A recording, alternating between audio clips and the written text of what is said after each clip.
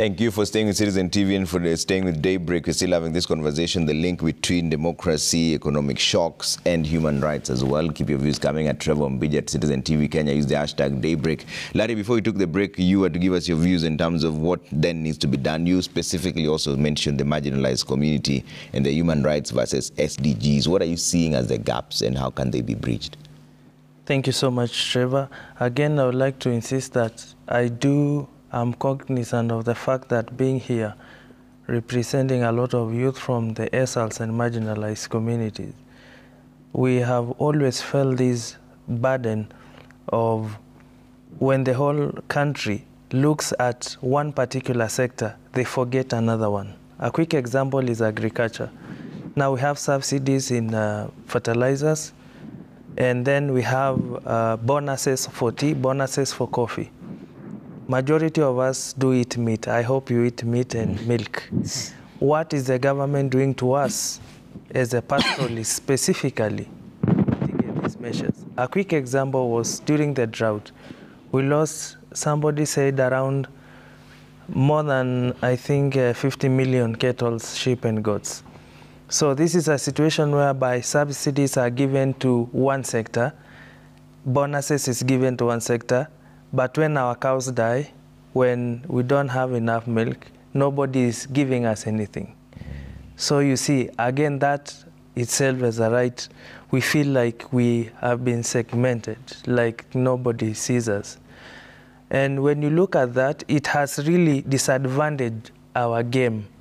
Because as a young person right now, when you tell me, as a pastoralist, I should herd cattle, even if I fatten the best bulls, nobody will ever give me bonus. Have you ever heard of cow bonus? Have you ever heard of livestock mitigation fund or anything?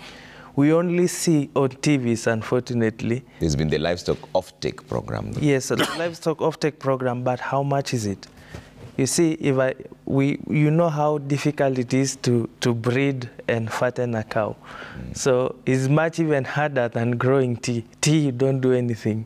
But a cow, we had it every day. It has the human aspect of it, human resource. It has the care, the medicine and everything. So we also wish, you asked us what we think and what we need. I think personally, that the government should look into that. We need feeds for our cattle. They need also to be subsidizing that. I mean, we don't do fertilizer for feedlot a lot. It might be a little, it's slightly lower. We appreciate that subsidies are good progress, but now let us look at the whole of the country. Because when you look at one particular sector, we lose. I was told before, and I've read that the sessional paper that was drafted long time ago, I think in 1963 or something, was skewed toward the development of the normal developments. Now, when counties came, the 47 counties came, many of these things were devolved. But we still have the interventions that the government can do. I mean, we use a lot of money, Trevor, today to mitigate even floods. I'm seated here. I have a piece of land. I want to sink my own borehole or dam or drill a borehole. The cost is too expensive because, unfortunately, maybe people have never seen it that way, that when you come to a place like Narok, where I come from, they say there is a lot of floods. But again, you have potential of drilling earth dams. We have the potential of harvesting our own water. We need subsidies to do that. Also, as people, you don't just subsidize one side of the country and then leave the other for all these years. So since independence, we have been riding on God's goodwill. If he decides to come and take our cows, he takes them. If he decides to come and take them with water, he takes them. The government is just seated looking at us. Now, when everything dies, they say, Peleka msaada. I mean, that is not what human rights is. We need to have we need to have good and decent jobs. Yeah. We need to have a good way of living, we also need to compete with other countries. I want to give a last example. In the US, in most of the states, you find that a farmer who farms a farm and maybe produces a lot of maize to the country, when he gets lost, when maybe there was a drought or something and they didn't get the harvest that they wanted, the government subsidizes the cost to that farmer so that the food basket of the country will always be full. As a young person, I also want to go to the pastoralism side, and when I make losses, when drought comes, the government should subsidize what I'm losing. Because now, if you're subsidizing one economical activity of the country, you are marginalizing us further and further and further. So to me, when we get these two words correctly, equity and equality, it is not enough to be equal. Yeah. It is not enough. I mean, we are not all the same, we are not all tall, we are not all short. You need to give people equity and equality. Okay. You make sure that when you do one sector, you also remember others. Thank you. And Jackson, it's fundamental points you're all raising here, but also, are we keeping in mind the current economic situation, the economic shocks in relation to the human rights? How do you draw that balance? Because there has to be some kind of a balance, even for the government themselves. You can only stretch your budget this much. In fact, even right now, we still have a deficit. Very interesting conversations from Rari. 2 weeks ago, my daughter, who is 11 years old, she asked me a very, I can call a question I could think is stupid, but a very intelligent question. She asked me, where do we get our money in Kenya? Because she sees, you know, it has all the Kenyan symbols. I say the money is produced and controlled by central bank. So do we print this money in Kenya? I said, yeah, the money is printed here for circulation, and there's a whole rationale behind how much money should be able to circulate. I mean, at 11-year-old, she doesn't understand deep economics. Yeah. And she was telling me, but she's been following up to see how the president and everybody in the country in TV talking about external debt, borrowing. And then she asked me, why can't we go and they print all the money and they pay all the debts that we owe others, China and the rest, and we forget about it? Because if we are able to print it, why can't we print and pay? Yeah, so, but from that very basic, she's trying to say that we are talking about having many challenges, economic challenges, including debts, but then we have the ability to address. So Kenya does not exist in isolation. We are in a global ecosystem. Yeah. And therefore, global shocks also affect Kenya in a very big way, because also we are almost a net importer now of very many things. So everything we are chasing dollars to import things into the country, and that makes our life a bit more difficult and even to balance. I know the government is trying the best. I can't give them, you know, all the credit, but they are trying to do their best. But then the external shocks, that the external factors beyond our control, are also impacting our country in a big way. So what I could expect ordinarily, if I'm having economic challenges, financial crisis, I cut down on my spending.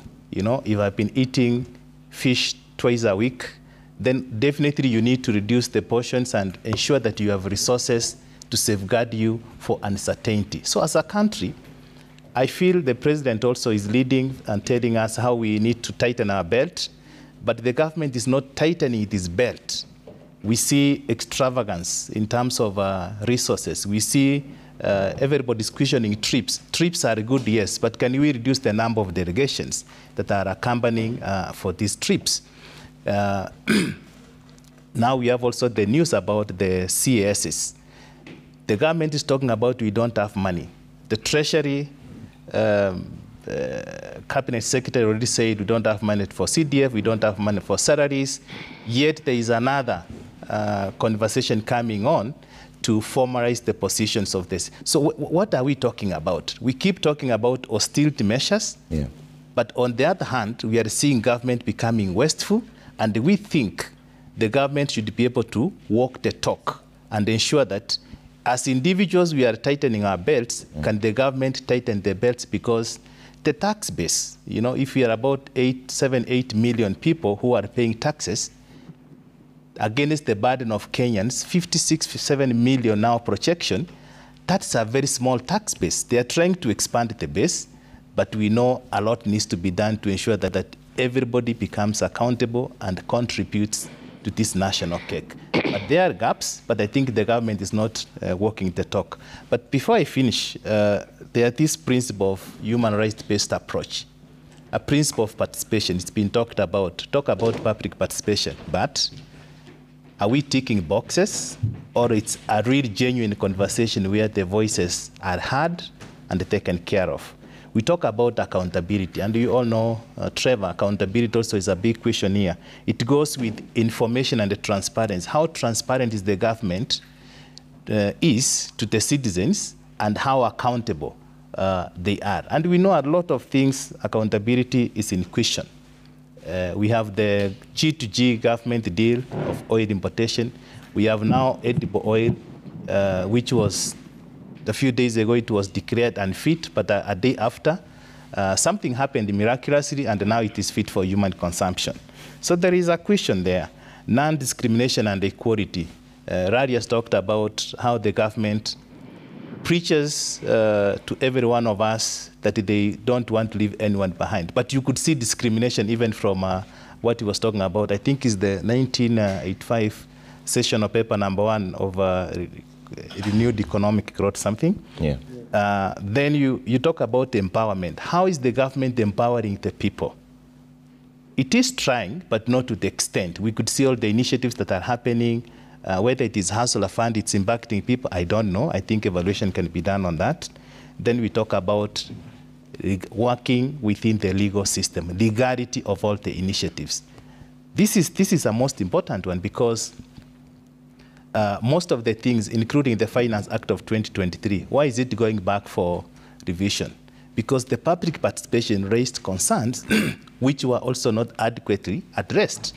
Now the courts are saying we are finding some clauses unconstitutional and go back to the drawing board. Why should the government be so in a hurry not to listen to the voices of experts, and after a few months they are going back to do revisions? I think it's a government that talks too much and never listens what comes from the citizens. Yeah, but Bina, is that a fair position? Because we've seen in the government, in fact, the president himself announced a 10% cut of budget across all ministries. Then they came back and reviewed the travel budget to be cut down by 50%.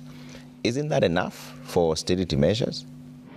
I think it's what Jackson and Shiko was saying, that it's one thing to say something, but then it's another thing to see its applicability, you see, for citizens to see and to feel the measures that are being put in place, because, you can't talk hunger away. You can't talk pain away. You can't talk exclusion and discrimination away. You can't talk a lack of access to human rights away.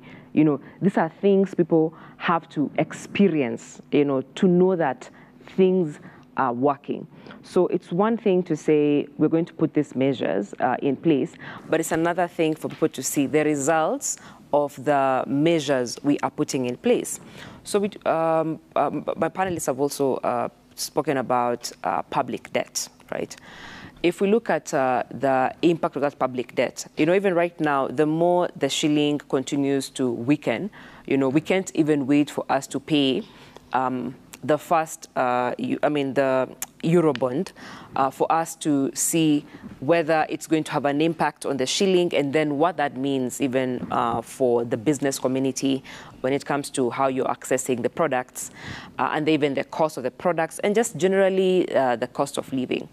But then you see when people, when citizens feel like you're even increasing the tax base because we have to pay the public debt, and we are not seeing what that money that was borrowed actually did, and when we are dealing with an accountability on the losses we made on Eurobond. You know, I think 2 weeks ago we're still here talking about the State of the Nation address and what that means. And one of the conversation was just on the public debt and was on Eurobond. And I just remember even alluding to the fact that we still have a huge amount of unaccounted resources when it comes to Eurobond, right? And we still have, zero prosecution on even the individuals and the ministries that were implicated when it comes to corruption. So what does that mean for a citizen who has to pay tax or has to pay more taxes because we need to raise enough revenue to be able to pay our taxes? So it's one thing to borrow because, like we say, we don't exist in a vacuum. It's one thing to borrow, but then even when we are borrowing, how are we spending those resources to ensure that the most marginalized person is not left out? Then we talk about devolution, because at the core of devolution is people being at the center of decision making. So when he speaks about, like discrimination, what does that mean for the quality of the devolved system? Because at the center of it is for citizens to actually ensure that their priorities are met and that their voices are heard. That is why we went to the devolved system. And I think lastly is how are we also tapping into the opportunities within counties? You see, perhaps Murang'a, for instance, we could probably have Murang'a has a very good weather pattern and everything, and we could tap into the agricultural opportunities, let's say in County X, because of its geography and everything. Then how do we tap into that county to ensure that we don't even have food wastage in that particular county? And how does that county also feed other counties that are devoid of the opportunities when it comes to enhancing agriculture? So when you look at the country, it's also how we are tapping into those opportunities, because I don't think we are where we are tapping fully into the opportunities that different counties present. If Kericho is presenting tea, if Murang'a is presenting, if Murang'a has the opportunity for us to grow potatoes that we can even export, how are we reducing the food wastage in this country? We keep on talking about we're having, we're putting measures to mitigate this, measures to mitigate that. How are we preserving that which that we currently have? How are we expanding opportunities for even the young people or for just citizens to trade, even just across? We're not even able to trade with our neighbors because of the high cost of production in this country, high cost of the inputs. That means even with the products that we're able to produce, we're not able to trade across. What does that mean for people who desire to go into farming, So if there are no incentives to even go into farming, yet agriculture is the backbone of this country, what does that mean? Okay, yeah. That's an interesting perspective that you bring in, and let's explore that for a bit and now change the mirror, face the mirror to ourselves, tapping into those opportunities. What really are we doing as a people to just make sure that you have a better future, even in terms of human rights, economic pressures? And Brenda, I'll start with you on this one. You mentioned the issue of women with disability, but you as a young person and a youth leader yourself, what are you doing to tap into opportunities that are there? Are we out there to get information that is available? For example, even right now, I know there's something from the government, it's called AGPO, Access to Government Procurement Opportunities, states that 30% of all procurement across board should be given to youth, women, persons with disabilities. But do the young people even know that these opportunities exist, and are they in a position that they can take advantage of them? Are they willing to do the legwork? How much are we doing as a young people tap into the opportunities ourselves? Okay, like I had said before, there's that lack of information.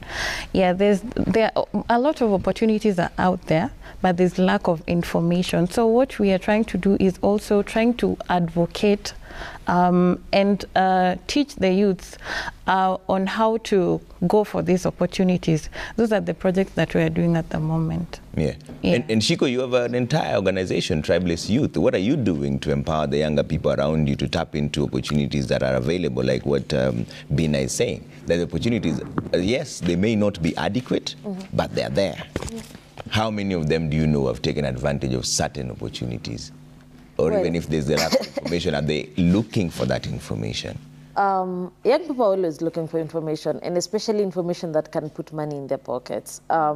We know we have a very broad base of young people, but a majority of them are unemployed. So of course, yes, we do sensitize people, and we have several projects on especially democracy, but there's not democracy without transparency and accountability, which that is where we fail as a country. So yes, we do a lot of sensitization to young people on the opportunities that are there. We talk about government affirmative fund, but we know government affirmative fund has been politicized as a campaign tool. So we're gonna sing about this fund that people are applying, and then your favorite women rep will show up at the end of 5 years and start dishing out 100,000 to a group of 10 youth, 100,000 to a group of 100 women. And the question is, who takes accountability? Because even for the youth enterprise fund, which was supposed to be a loan, how many young people actually get it? How many young people actually know this is how I can access it? Because knowing how you can access it is one thing, but getting that money from those offices, that is where the job is. And I think it's because for the longest time we never held these offices accountable, that we assumed government affirmative fund ni pesa ya women rep kujitetea kwa county, you know. And that is where again and again the easiest or rather the projects that most of the women reps do, they're very, you can tell the pattern.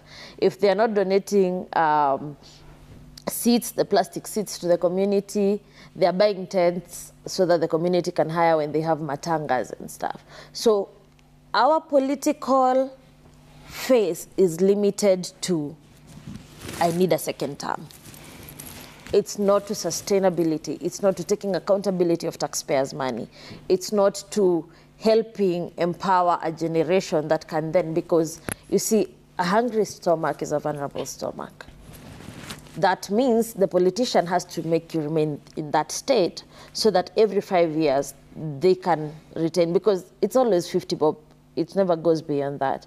And at least if you have a boda boda, you're going to get 500 bob so that you can take them for a longer distance. But for how long? Because immediately they get in. And I'll use an example of my cab driver here. My cab driver here told me, you know, if I got an opportunity today to go to UK and drive trucks, I will not even tell my family goodbye. I will leave. And I asked him, but you people sang in the morning and went to vote. He said, I was at the polling station at 3 a.m. But I will still be at that polling station in the next 5 years at 3 a.m. to vote this government out. What does that tell us? It's a cycle. This is what our people know best, is I voted for you, umekula yako, it's your time to leave. So with as much as for us as organizations that are working with these young people, we are putting in the effort. We cannot do the government's job, which is more implementation. We can have good policies, we can have all these things, but the goodwill when it comes to implementation, we spoke about public participation, which is at the core of most of our works. But what happens when it gets to time to participate? I was here, when was it? On Tuesday, I received a message at night. There's public participation that is going to be happening in my ward the next day. I was in Nairobi. Was I going to drop everything, go back and participate, then come? However patriotic you are, it is systematic. It is systematically done so that they don't get people participating. What happens at the ward level is MCAs have their own people for public participation meetings. They call them, organize them, and give them 100 bob at the end of the day. So even your views might not really make sense because the MCA already has the targets. And unfortunately, from the county I come from, most of the MCAs do not even have knowledge of what they're doing in that specific office. So what happens is the governor calls the shots. That's what happens. So at the end of the day, we can only do too much. And our work as human rights defenders, as people in the civil society, is limited to, we can only give the people the information. When it comes to implementing, it goes to them when it comes to the ballot, but at the same time, it goes to those they voted in, like he said, the powers they donated for implementation. Okay. And Dennis, let me bring you back on this. I mentioned a particular one, AGPO there, and I want to hear what your thoughts are in terms of the information around it and whether people are taking advantage of the opportunities that are there. Yes, they may be limited, but there is one that is there. In fact, I think it was in 2018 that there was a report that young people are simply not taking advantage. In fact, ministries were complaining that, yes, this AGPO is there. We need to give 30% of our procurement to women, young people, persons with disabilities, but they are simply not applying. We can't go and get them to apply by force.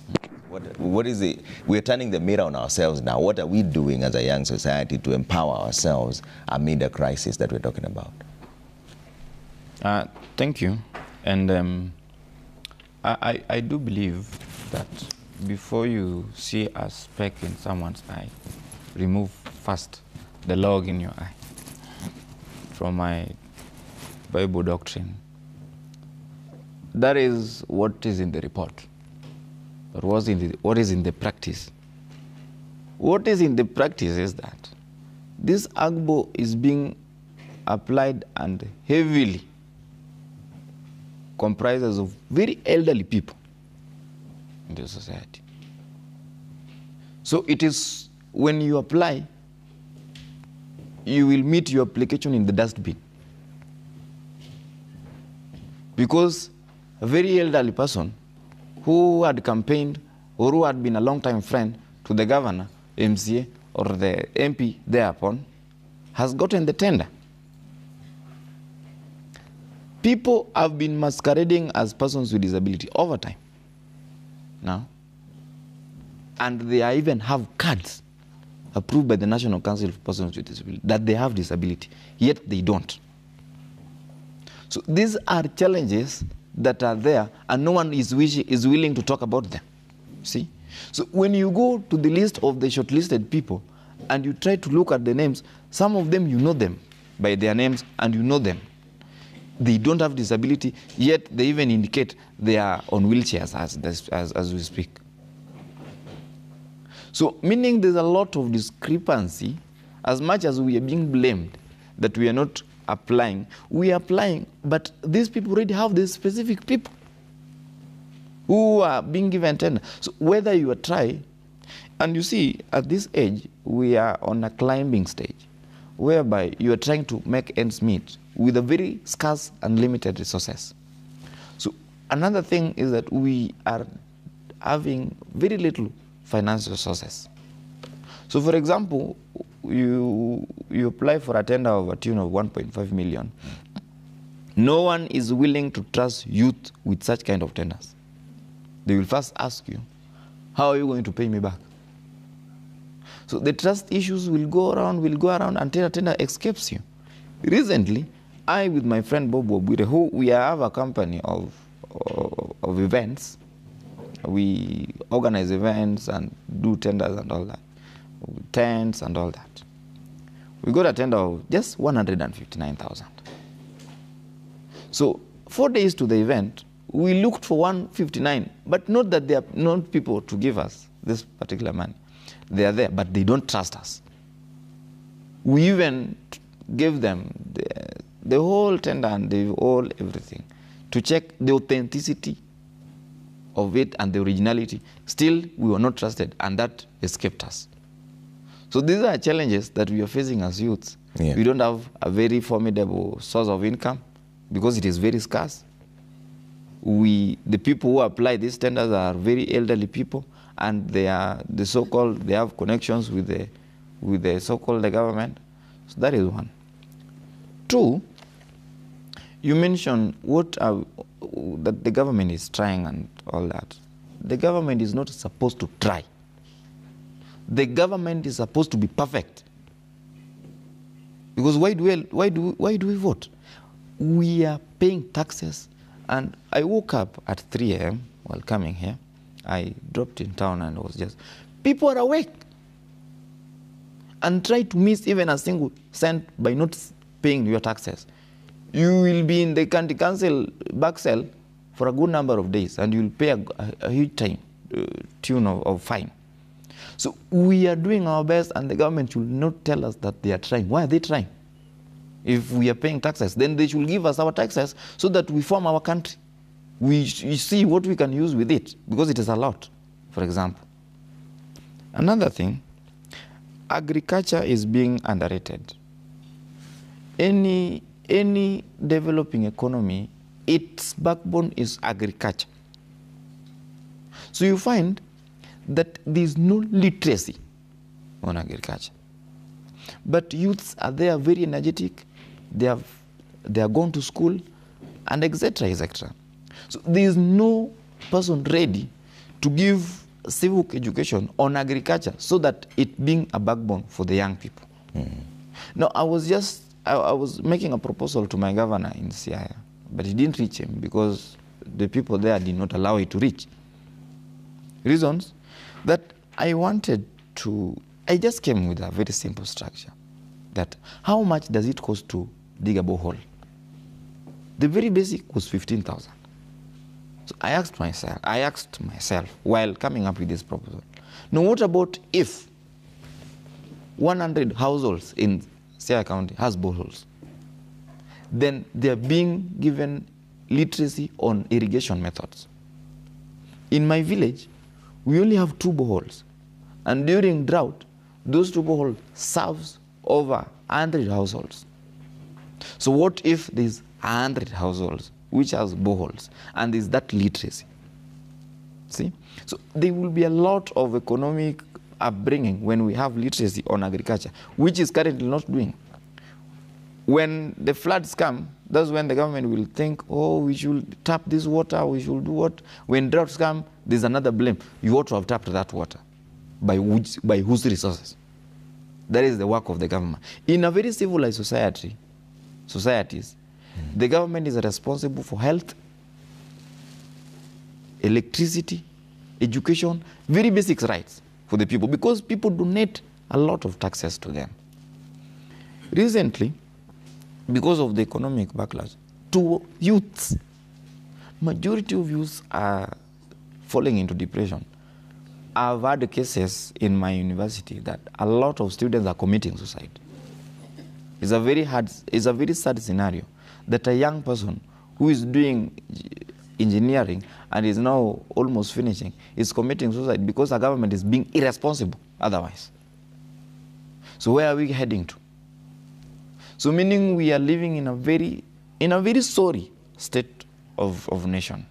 So in an event that such cases are being reported, then the government is still very, very arrogant. You meet some very officials in this government, very arrogant when they're addressing us. And they know how to have a very heavy security. You will start being backbone 100 meters away before you reach him. And when you reach him, he's very arrogant, doesn't want to listen to you. So where are we heading to? So I cannot take a chance by saying that we are doing our best and the government should not tell us that they are trying. 2, the government took away Kazi Mtaani. During Corona, Kazi Mtaani was the thing to go about it. Youths could work and get 600 per day, and per week it was a good money. This money, they will still go and buy sugar and whatever, and this was still building economy. When the new government came, that was the first thing they ran. Now, when the government want to say that they are subsidizing fertilizers, how many people are farmers and how many people are consumers? So if you are subsidizing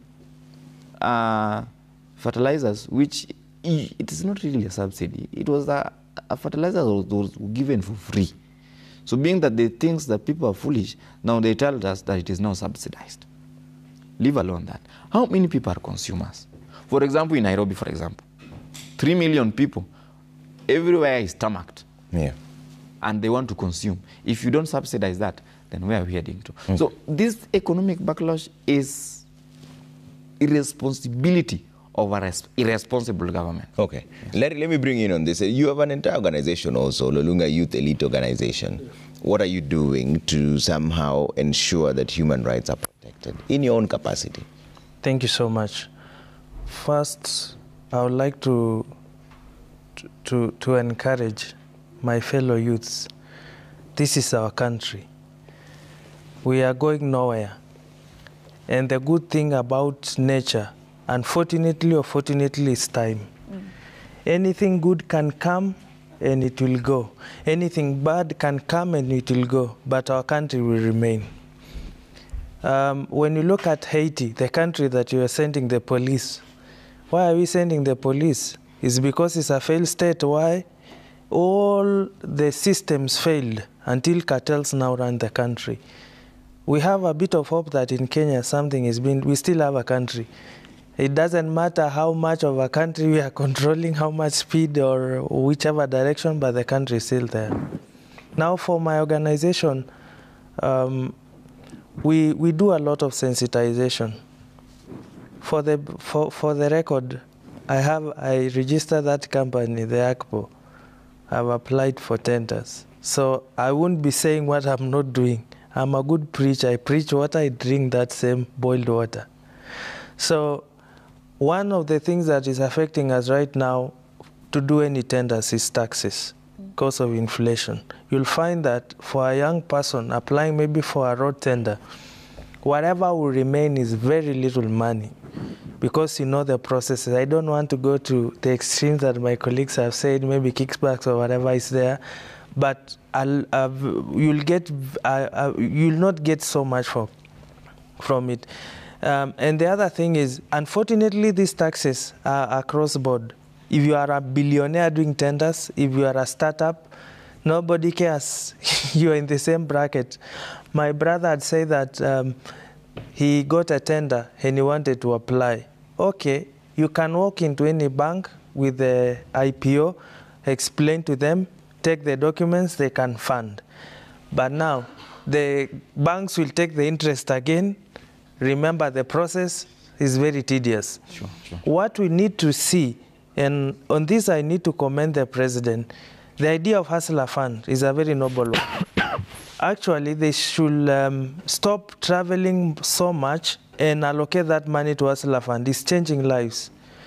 I know that some of us borrowed 500 shillings. It might not sound much, but if that money is maximized, to maybe somebody can be able to access maybe around hundreds of thousands or millions, then you return at the same money, then it really impacts the economies. So as an organization in Ololunga, we are sensitizing people on the existing government opportunities, which offices of the government deal with the youths, what are the rights of the youth in those offices, what is my responsibility. You remember what our other forefathers say, that don't always ask what can be done to you, but sometimes pause and ask what can you do for this country.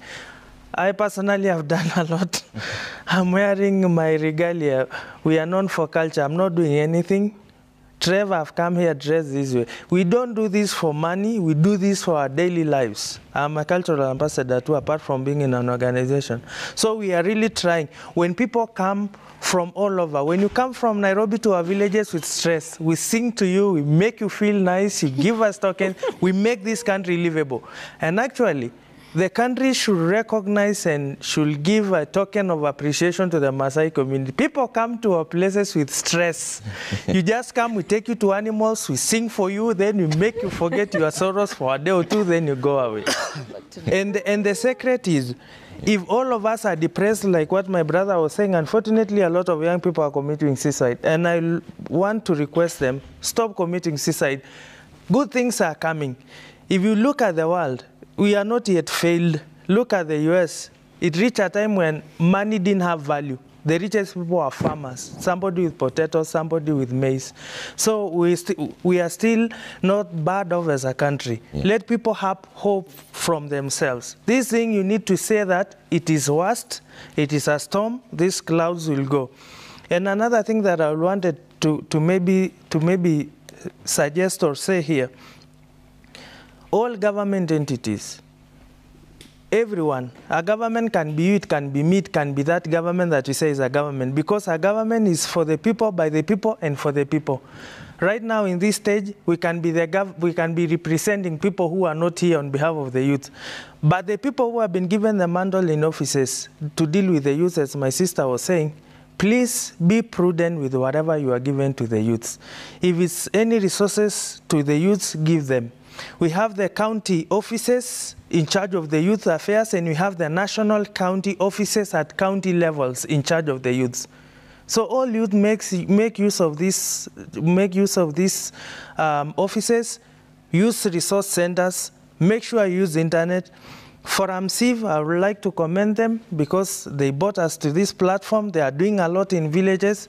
We, with the organization, we are really trying. Yeah. The government's manifesto was a good one. They said that you are going to get internet and you are going to make free calls.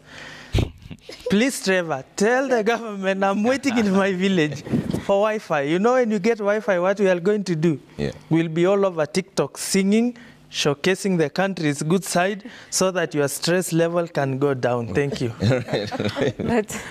Jackson, as for AMSIV, what are you doing then to empower, to ensure that human rights are protected and also empower the future generation or even young people to take up their space? Yeah, thank you so much, Trevor. Maybe I could have introduced who is this for AMSIV. It's a Swedish organization with our head office in Stockholm, and we work in 7 countries around the world. With each and every one of us working through our member organizations. And it's the biggest member organization or platform in Sweden. 210 civil society organizations came together to form for AMSIV. So it's a big platform. And therefore, each day, our partners, Bina is our partner here, Shiko, we are funding them, working in Narok as well. Yeah. We work to contribute to a just and sustainable world where everyone has power to effect change. So it's a powerful vision. And we do that by supporting our partners and creating platforms for dialogue. So what we have done in this country, to be very specific, in Narok, Nakuru, we have a program there called Public-Private Development Partnership. This project ensures that it's addressing skills. We work with International Labour Organization, but also on enterprises. But on the other hand, Forum AMSIV is responsible to ensure that the duty bearers have the capacity to provide right-based services. And these are the services which are very basic, right, we are talking about. And by empowering, bringing this platform, we work with all groups, marginalized groups, be it youth, people with disabilities, women, and you know, like say community is a highly patriarchal society. For you to bring all these champions together to ensure that they are raising their voices and working with government, it's a big step. So as for AMSIV, we are creating the platform, but also we are supporting partners in Kenya. We have about 28 partners in Kenya who are working in different topics and themes. And together, because the support we are getting from the Swedish Embassy and other donors, United Foundation in the US, we are enabling, Ford Foundation as well, we are enabling our youth to have a platform of raising the voice. And each year, we have critical events where we have the young people to participate in.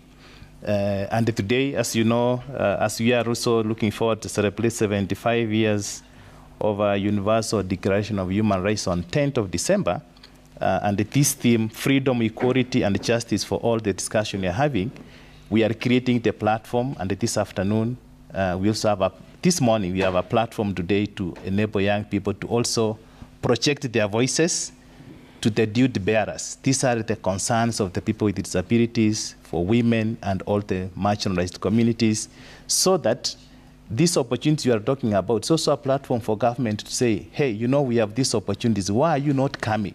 Because as they are saying, we go to communities, and the same message keeps coming, asymmetrical information. The government knows they have this, but the information is not with the people. So you don't expect people to act on something that they don't know. Yeah. So these platforms, as for AMSIV, we are creating, we are enabling information to flow as well to the citizens, and also citizens give feedback to the government.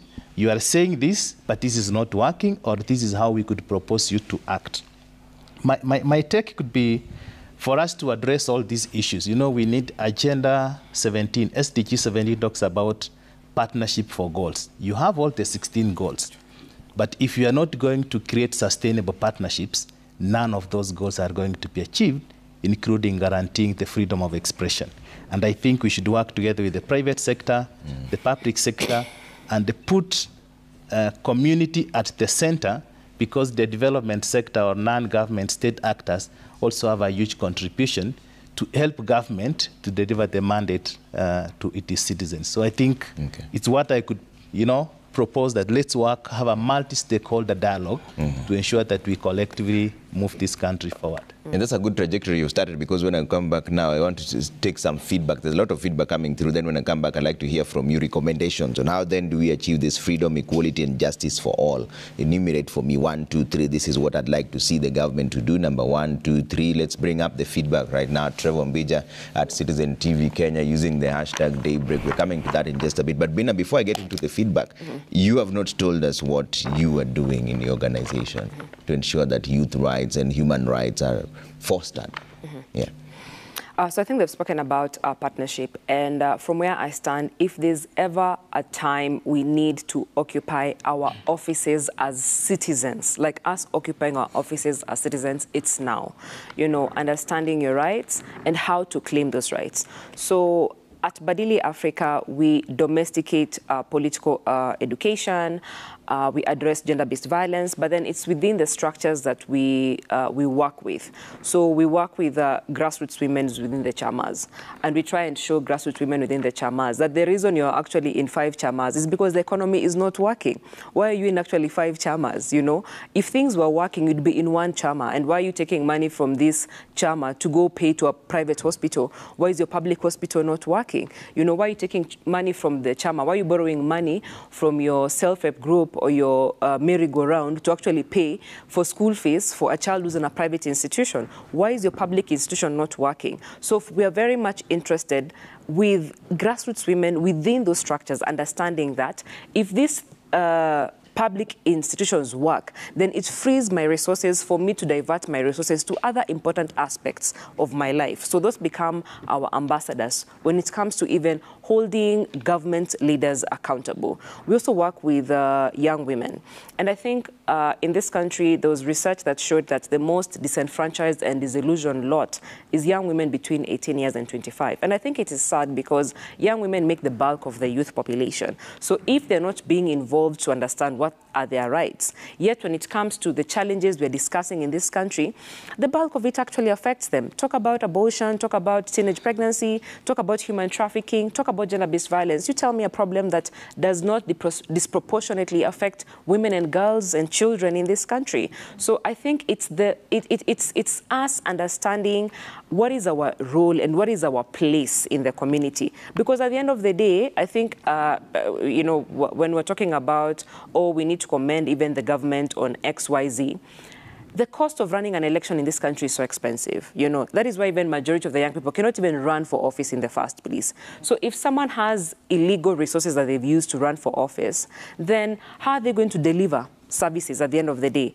So I think us also being accountability champions is very, very important, because the leader is not there to just reap benefits of the money that they borrowed when they were campaigning. They're there to work because they had a personal manifesto. And that is where we ensure, especially people who do not have this information, and you guide them through the process in terms of how they need to engage and how they need to show up, because they already have a voice and we're not giving them a voice. They already have a voice.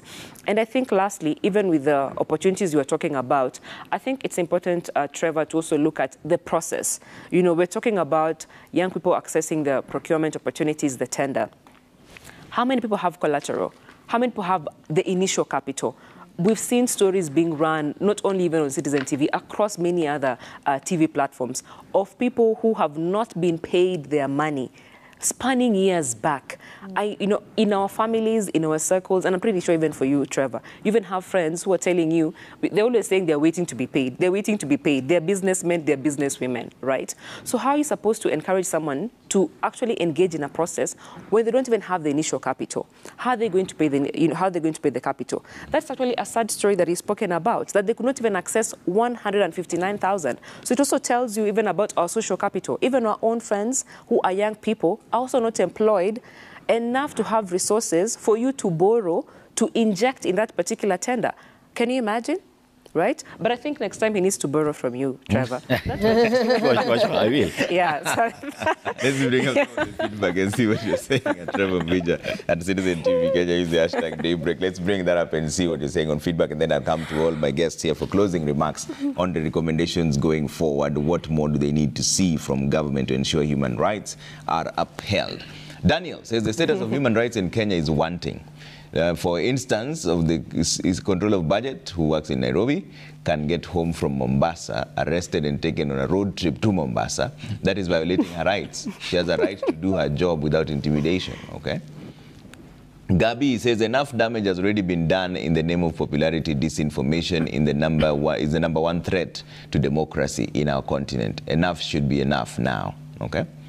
Engineer Lazaro says the youth shouldn't wait for the platform to be created for them. No. They are the majority and should use advantage of their numbers to push for their own space instead of allowing themselves to be divided on tribal lines. Okay?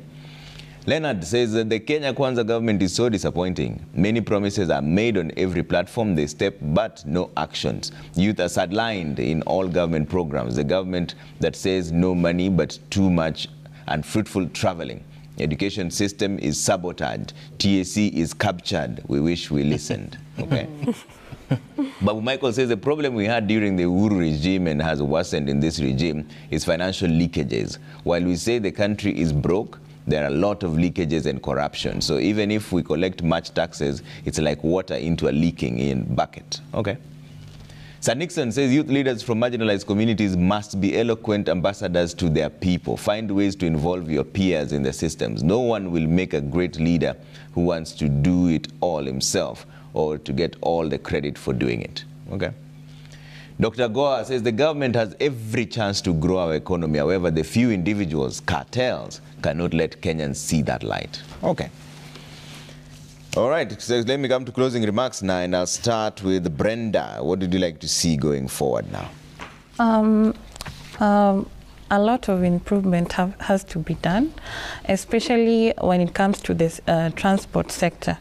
When you look at the transport in our country, is it really inclusive? What does a person with disability have to go to when boarding a common matatu? Okay, when it comes to the public facilities, are they that inclusive? Most of these lifts are very old. Some of them, at times, when you get inside, at times people get stuck inside. So I feel the government should really should walk their talk. Okay. They should be inclusive, first of all, and a lot of times we hear that money has been allocated for this and that, but the money is never reached to the targeted places that are supposed to be implemented. So there's a lot of implementation that needs to be done. Yeah, that's what I feel as a person. All right. Shiko? Yeah. I think I'll base my closing remarks today on democracy and what it means to us as a people. And back then, when we were slaves of the white, like we've been taken back to being, there's a mantra that tribalist youth has chosen to adopt that is called Ichwan. Why this is important was when the slaves were denied education, because this is what the government again is doing by systematically denying us a chance to access information, to be able to participate. They made sure for that one person who knew, educated another person. I hope that we can today learn to educate each other and understand that democracy will only work if all of us as a people take part, but at the same time, the political powers were given to the politicians by us. Yes. If we call them out right now and demand that this government is not working, and from the president down, whether he's in India or Tanzania, because he's never in Kenya, top to bottom, they all need to leave, then that should go back to us. But at the same time, as we keep saying, this is our money. I do not know how many of us pay people or pay our employees but sleep, and we are comfortable sleeping hungry. The politicians are our employees. We pay them in huge bulks. We've seen even our CS for transport is moving around with a watch worth millions of money. Well, you can't afford a meal on your table. That is the first person you should go for. That is the first person you should be calling to resign. Thank you. Okay. Dennis, closing remarks? Thank you. Just a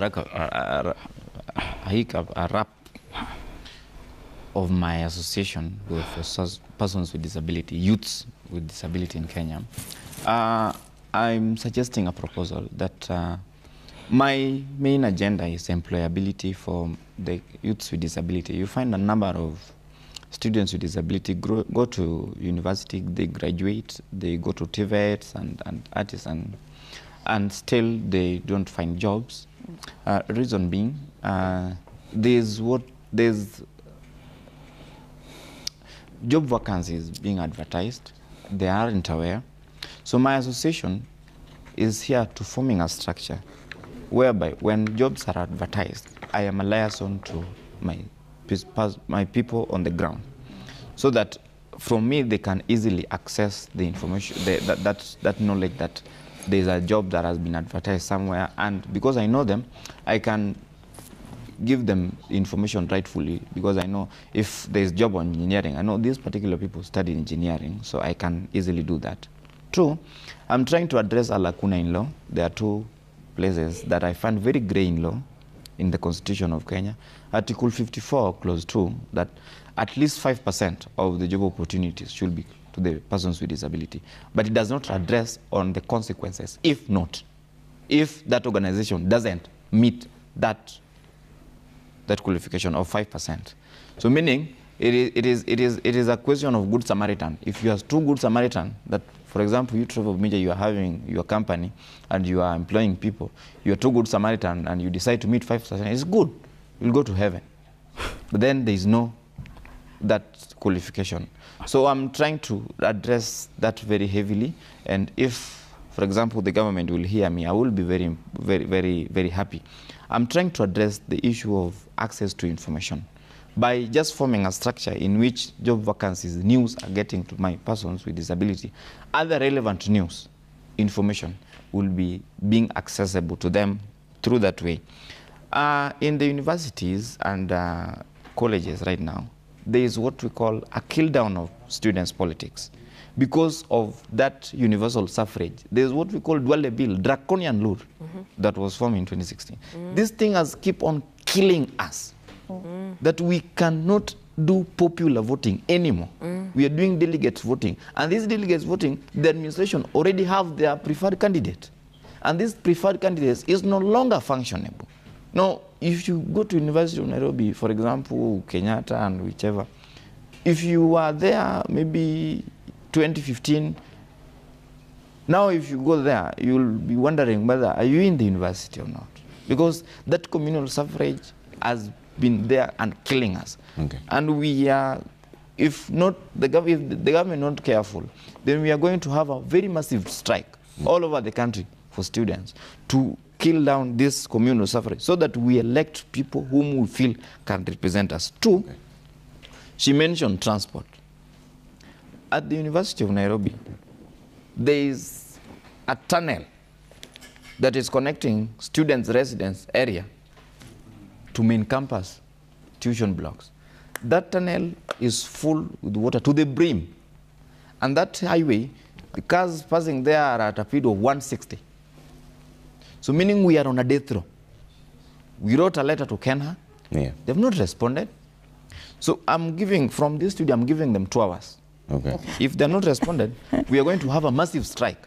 Okay. And Nairobi is going to stand at a standstill, because I know that Waiyaki has a lot of cars coming to Nairobi from wherever place. We're going to block that road until they address that issue. Thank you. Larry, closing remarks. Just to add Thank you. Trevor, mine is gratitude. Yes. For sharing is caring. And there is no society that progresses when we leave our old ways of doing things. I've discovered that this El Nino has taught us something, that people forgot to consult with the indigenous knowledge systems of where Kisumu was as a city. That is why you see when the Lake Victoria swelled, it took part of land. When Lake Nakuru, Lake Bogoria. So for me, I'm advocating to one, let us go back to strengthening our traditional systems, including how we predict the El Nino. You know, there was a prediction failure some time. That is one.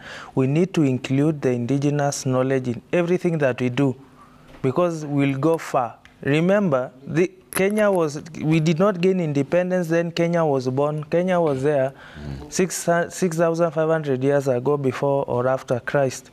So we don't need to reinvent the wheel. Okay. Number two, we need to equalize the country, to give it equality and equity, subsidize for pastoralists, think of the youth in marginalized areas. As you do all programs, think about them. Then the last one is, I want to commend the strides that we made on this platform of gender equality. As a person coming from marginalized community, you now see one of our daughters as CS.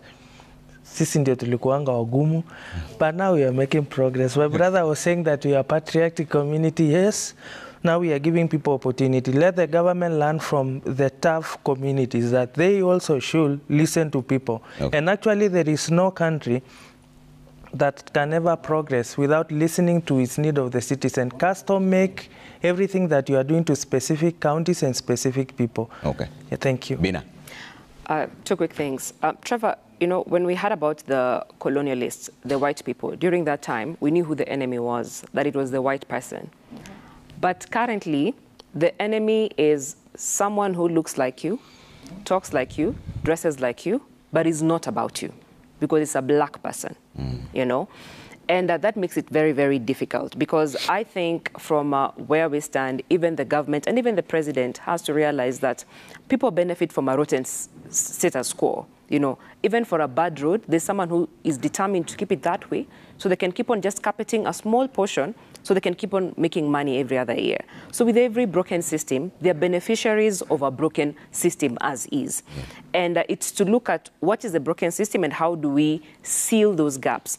And I think lastly for me is just to encourage us that we might say we don't have the financial muscle that our leaders have, but we have our numbers.